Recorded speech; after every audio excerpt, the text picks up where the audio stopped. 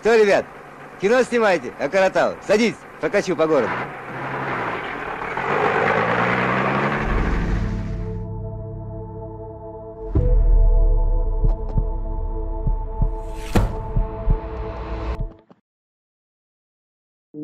Қайырлы күн, сіздермен мектеп лицей. Біз бүгін сіздерге Қойнауы қазынаға толы Қарт-Қаратауды таныстыратын боламыз. Қаратау қаласы іргесі 1946 жылы Шолақтау кенті болып қаланған. Қала мәртебесі 1963 жылы 24 тамызда берілген. 1963-1985 жылдар аралығында Қаратауда республика көлемінде құрылыс ұйымдарының сала аралық кәсіпорындарының жұмысы жандалып, халықтың тұрмыс тіршілігіне ыңғайлы жағдайлар жасалып, қаланың көркеюіне аса қатты мән берілді.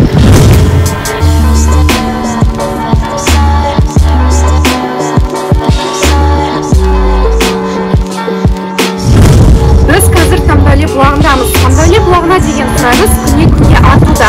Өзіміз елден де, шетелден де туристер келуде. Тамдали бұлағының суының емдік қасиеті 60 түрлі ауруға дауа. Және де Тамдали бұлағының суын таңғы ішетін болсақ, ағзаға жана су еніп, ағза жақсы жұмыс істейді.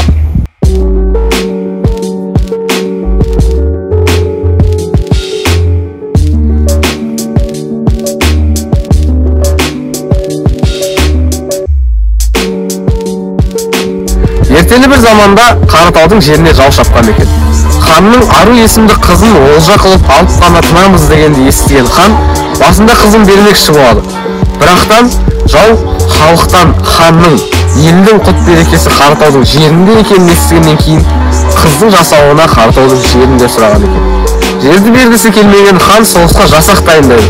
Оны естіген Ару болса, жаратқан иесіне жалбарынып, соғыс болмау үшін мені мәңгі тас қылып ұйқыға жібер деген екен.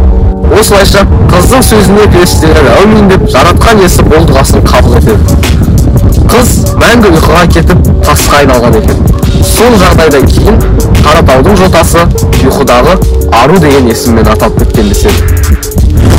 Әкімшілік алдындағы алаң батырлар алаңы деп аталып, оған осы өңірдің мерейін еңбегімен, ерлігімен арттыра түскен 61 батырдың қоладан жасалған бюсті қойылған екен.